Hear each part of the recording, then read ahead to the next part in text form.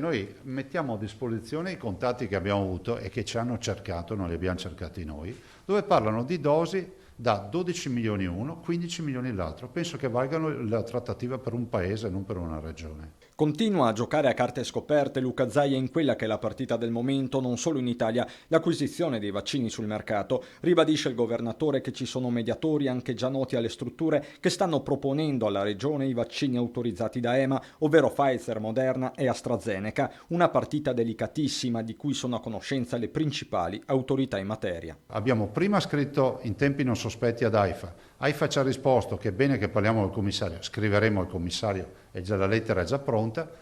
Più trasparenti di così cosa dobbiamo fare? Insomma, trasparenza massima, assicura Zaia, non c'è alcun mercato nero. Noi spiace di essere dipinti come quelli che vanno a trattare il mercato nero, che tra un pacco di sigarette di contrabbando portano via anche uno scatolone di vaccini, perché non è così.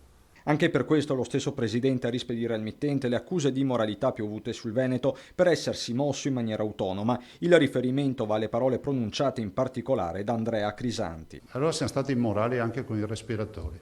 Siamo stati immorali anche a acquistare la macchina per far tamponi per Crisanti. Pensa, eravamo gli unici che sono riusciti a comprarsela.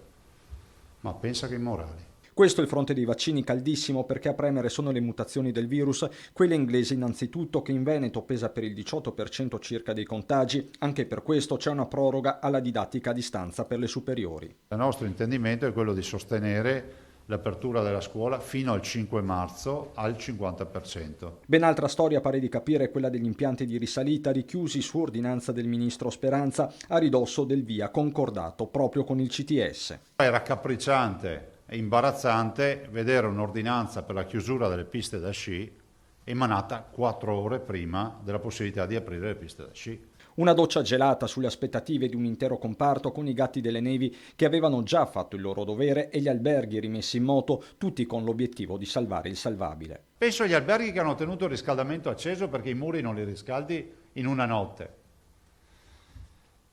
Allora, io dico che non c'è solo una questione di ristori, qui devono pagare i danni.